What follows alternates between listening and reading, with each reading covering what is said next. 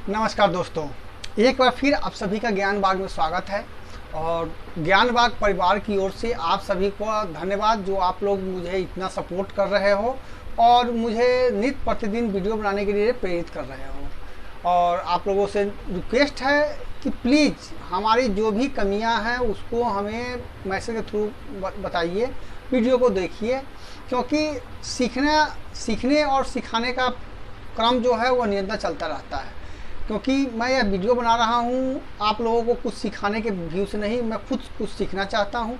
इसमें प्लीज़ आप लोग हमारा सहयोग करें और जो भी कमियां हैं उसको हमें बताइए, और अगर अच्छा लग रहा है तो भी बताइए और अपने दोस्तों के पास भी शेयर कीजिए। पिछले दिनों से मैं अभी तुरंत जस्ट स्टार्ट किया हूँ वीडियो बनाना, और हर दिन कुछ ना कुछ अच्छे सुझाव भी आ रहे हैं और देखने वालों की संख्या भी बढ़ रही है। वह सब आप लोगों के थ्रू ही हो रहा है। और आज हम लोगों का जो पाठ है ज्ञान बाग के थ्रू, ये इसमें है वर्ग 10 का जो हम लोग का पाठ है वह है जीव विज्ञान और हमारा पर्यावरण के बारे में हम लोगों ने देखा था कि यह पर्यावरण हम लोग के लिए किस तरह से जरूरी है। यह हमें अनुकूल वातावरण के अनुसार हम लोग का उचित देखरेख करता रहता है। तो पर्यावरण का हम लोगों ने पाठ, लघुत्तरीय प्रश्न, दीर्घोत्तरीय प्रश्न और वस्तुनिष्ठ प्रश्न को हम लोग देख चुका है। आगे इस वीडियो को देखिए अंत तक, आप लोगों के लिए बहुत ही महत्वपूर्ण प्रश्न आया है और बहुत ही सरल भाषा में आप लोगों के समय में पेश कर रहा हूँ। तो आज का जो पाठ है हमारे पर्यावरण वर्ग 10 जीव विज्ञान का लघुत्तरीय प्रश्न जो है यह देखेंगे हम लोग। पहला जो प्रश्न है, पारिस्थितिक तंत्र में उत्पन्न उत्पादक का क्या कार्य है। पारिस्थितिक तंत्र में उत्पादक का क्या कार्य है। उत्पादक पारिस्थितिक तंत्र का महत्वपूर्ण घटक है, यह सबसे इम्पोर्टेंट चीज़ है। हरे पौधे एकमात्र उत्पादक है। यह प्रकाश संश्लेषण क्रिया अपना भोजन स्वयं बनाते हैं। प्रकाश संश्लेषण क्रिया के फलस्वरूप कार्बनिक यौगिक कार्बोहाइड्रेट का निर्माण करते हैं जो हरे पौधे के विभिन्न रूप से ऊतकों में संचित रहता है। ये हरे पौधे पर ही परिस्थिति तंत्र के सारे सजीव निर्भर रहते हैं, अर्थात ये सभी सजीवों का पोषक पदार्थ है। परिस्थिति तंत्र जो है यह सभी सजीवों के लिए बहुत ही महत्वपूर्ण है। इसके बिना सजीव जगत में का जीवन जो है यापन बहुत ही कठिन हो सकता है। आगे है आहार श्रृंखला से आप क्या समझते हैं। तो आहार श्रृंखला, एक श्रृंखला का मतलब होता है चेन और खाना। यह क्या है? आहार श्रृंखला पारिस्थितिक तंत्र का महत्वपूर्ण तरीका है। यह सबसे इम्पोर्टेंट, इसमें ऊर्जा का श्रृंखलाबद्ध संचार होता है। एक पारिस्थितिक तंत्र में ऊर्जा का एक पथीय प्रवाह अपने स्थिर श्रृंखलाबद्ध तरीके से जुड़े जीवों के द्वारा होता है। जीवों की इस श्रृंखला को आहार श्रृंखला कहते हैं। यह श्रृंखला बाई श्रृंखला जुड़ा होता है। जैसे एक हरा पौधा घास जो है वह अपना पोषण करता है सूर्य की रोशनी से, फोटोसिंथेसिस के थ्रू। उस घास को कौन खाता है? बकरी को कौन खाता है? हम मानव लोग उस बकरी को खाते हैं। इसी तरह से श्रृंखला है, जीव श्रृंखला के ठीक नीचे स्थित जीवों को खाता है एवं स्वयं श्रृंखला अपने से ठीक ऊपर स्थित जीव द्वारा खाता है। जो अपने से ऊपर का जीव है वो अपने से नीचे वाले जीव को खाते हैं। हम सभी जानते हैं कि जितने भी हरे पत्ती खाने वाले हैं वो शाकाहारी हुए, जो सिर्फ मांस खाते हैं वो मांसाहारी हुए, और जो सब हरे साग भी खाते हैं और मांस भी खाते हैं वो सर्वाहारी हुए। तो मनुष्य मतलब मानव और तिलचट्टा यह दो है जो कि सर्वाहारी में काउंट होता है। तो उदाहरण, घास पौधे को कौन खाता है? बकरी को कौन खाता है? बाघ।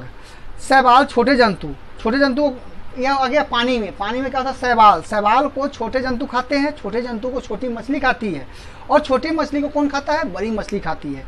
घास कौन खाता है? ग्रास ऊपर खाता है। ग्रास ऊपर कौन खाता है? ग्रास ऊपर को मेढक खाता है। मेढक कौन खाता है? सांप खाता है। सांप को कौन खाता है? एक गिद्ध जो होता है वो होता है। इस तरह इस श्रृंखलाबद्ध में यह जो क्रमबद्ध श्रृंखला चली है, इसमें घास पौधे बकरी छोटे जंतु प्राथमिक उपभोक्ता होते हैं, तो उसके बाद वाले द्वितीय उपभोक्ता होते हैं। इस तरह आहार श्रृंखला होता है। जो घास होता है वो प्रथम हो गया, और उसके बाद जो भी है वह जितने भी घास खाने वाले चीज़ें हैं वो प्रथम उपभोक्ता में काउंट होते हैं। यह मैं बार बार आप लोगों को बता रहा हूँ। उसके बाद जैसे जंगल में हिरन घास चल रहा है, यह क्या हो गया? यह प्राथमिक में चला जाता है। अब पोषी स्तर क्या है? एक आहार श्रृंखला का उदाहरण देकर विभिन्न पोषी स्तर को बताएं। आहार श्रृंखला में कई पोषी स्तर है, प्रत्येक स्तर पर भोजन का स्थानांतरण होता है।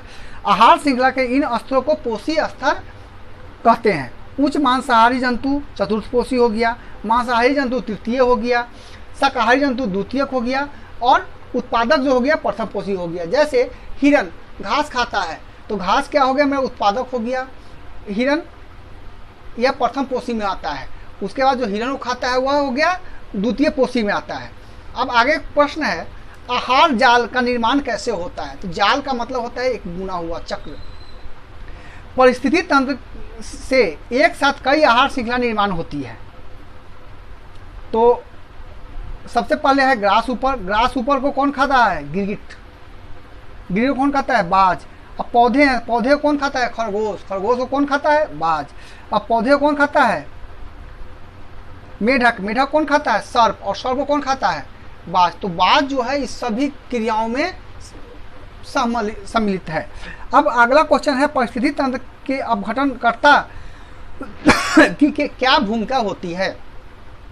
परिस्थिति तंत्र संतुलन का कायम रखने में अपघटन की महत्वपूर्ण भूमिका है। यह पौधे तथा जंतुओं के मृत शरीर तथा अन्य वर्जक पदार्थों को जीवाणु और कर्बों द्वारा अपघटन करता है। ये जीवाणु मृत जीवों के शरीर को में उपस्थित कार्बनिक पदार्थ को अकार्बनिक तत्वों में मुक्त कर देता है, जो विभिन्न गैसों के रूप में वायुमंडल में चले जाते हैं। अगला प्रश्न है हम लोग के सामने, उत्पादक और उपभोक्ता में क्या अंतर है? उत्पादक और उपभोक्ता में निम्न अंतर है। पहला उत्पादक, जहाँ कहीं भी अंतर हो उसका हम लोगों ने एक बना लिया था कि पहले हम लोग उत्पादक दिया हुआ था, पहले उत्पादक लिखेंगे। इसका जितने भी पॉइंट में हम लोग को अंतर स्पष्ट करना है उन पॉइंटों को क्रमबद्ध तरीके से लिख देंगे। उसके बाद जो द्वितीय जो दिया हुआ है, जैसे यहाँ उत्पादक और उपभोक्ता है तो पहले उत्पादक लिखेंगे। उसका ऐसे जीव जो प्रकाश संश्लेषण क्रिया से अपना भोजन बनाते हैं उन्हें उत्पादक कहते हैं। हरे पौधे उत्पादक जीव कहलाते हैं। जो भी ग्रीन प्लांट्स है वह क्या हुआ? उत्पादक कहा गया। अब उपभोक्ता, एक मोबाइल का कस्टमर है तो मोबाइल जो कंपनी हो गया वह क्या हो गया? उत्पादक हो गया। और हम लोग उसका यूज कर रहे हैं तो हम लोग क्या हो गए? उपभोक्ता हो गए। ऐसे जीव जो अपने भोजन के लिए दूसरे जीवों पर निर्भर करते हैं उपभोक्ता कहलाते हैं। अगर हम लोग का डाटा खत्म हो जाए मोबाइल का तो क्या करते हैं? कंपनी के ऊपर निर्भर है, उसको हम लोग पे करेंगे और उससे हम लोग लेते हैं, तो यह हो गया। अब सारे जंतु उपभोक्ता कहलाते हैं। जितने भी जीव जंतु है वह सब क्या हो गया? उपभोक्ता कहलाते हैं। अब है अगला क्वेश्चन है, पारिस्थितिक तंत्र के विभिन्न घटकों को एक चित्र से दर्शाएं। उत्तर, पारिस्थितिक तंत्र के दो भाग होते हैं, अजैव और जैव। अजैव का 3 भाग होता है, मृदा, वायु, जल, प्रकाश और ताप। जैव घटक का होता है पौधे, जंतु, मनुष्य और सूक्ष्म जीव। अब अगला क्वेश्चन है, जैव आवर्धना किसे कहते हैं? बहुत से रासायनिक पदार्थ जैसे कीटनाशक, उर्वरक आदि का उपयोग फसलों के उत्पादक को बढ़ाने एवं रोगों को बचाने के लिए किया जाता है। यह छिड़काव किया जाता है जो कि रोग, कीड़े मकोड़े जो भी हमारे पौधे को नुकसान दे रहे हैं उसको नष्ट करेगा। और अगर कीड़े मकोड़े हमारे पौधे को नुकसान नहीं करेंगे तो यह क्या होगा? उत्पादक हमारा बढ़ेगा। आहार श्रृंखला द्वारा ये रासायनिक विभिन्न पोषी स्तरों में अंत मानव शरीर में प्रवेश हो जाते हैं। जो छिड़काव हुआ है उसमें कुछ न कुछ भाग तो कीड़ा मकोड़ा लेगा ही, तभी उसका मरेगा। उसको जो अगला जो उत्पाद है वह लेगा। उसके बाद वो धीरे धीरे क्या होगा? एक तरह से मनुष्य के अंदर में भी, अगर घास में छिड़ते हैं, घास बकरी खा लिया, बकरी जो है वह मानव का भी आहार है, तो वह उसका कुछ न कुछ अंश मानव के शरीर में भी आ जाएगा।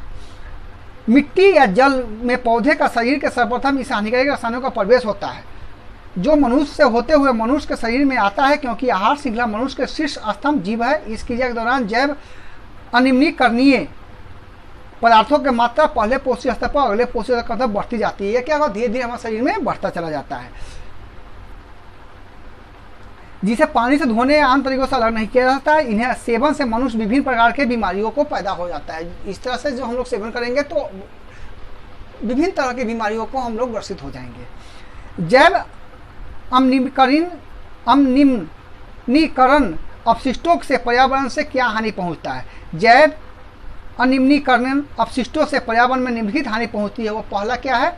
जैव अनिम्नीकरणीय अपशिष्ट पदार्थ पर्यावरण में लंबे समय तक रहता है और पर्यावरण को प्रदूषित करता है। ये पदार्थ के चक्रण में बाधा पहुंचाते हैं। जैव करणीय अपशिष्ट पदार्थों का अपघटन नहीं हो पाते हैं। वे उद्योगों में तरह तरह के रासायनिक पदार्थों से तैयार होकर बाद में अति सूक्ष्म कणों के रूप में मिलकर पर्यावरण को हानि पहुंचाते हैं। ये खाद्य पदार्थ में मिलकर जैव आवर्धन करते हैं और मानवों को तरह तरह की हानि पहुंचाते हैं। ये जल प्रदूषण करते हैं जिससे जल पीने योग्य नहीं रहता है। ये भूमि प्रदूषण करते हैं जिससे भूमि में सुंदरता नष्ट हो जाती है और उपज पर भी असर पड़ता है। ये वायुमंडल में भी विषैला बनाते हैं। अब कचरा प्रबंधन कैसे किया जाता है? कचरा प्रबंधन कैसे किया जाता है? तो कचरा जो है हर जगह की समस्या है और विभिन्न स्थानों पर प्राप्त कचरे को एक जगह एकत्र कर उसका वैज्ञानिक तरीके से समुचित निपटारा करने को कचरा प्रबंधन कहते हैं। जहाँ छोटा छोटा टुकड़ा हर घर से कुछ ना कुछ निकलता है, उसको नगर निगम के थ्रू एक जगह जमा किया जाता है, उसके बाद उसका वैज्ञानिक तरीके से उसका किया जाता है।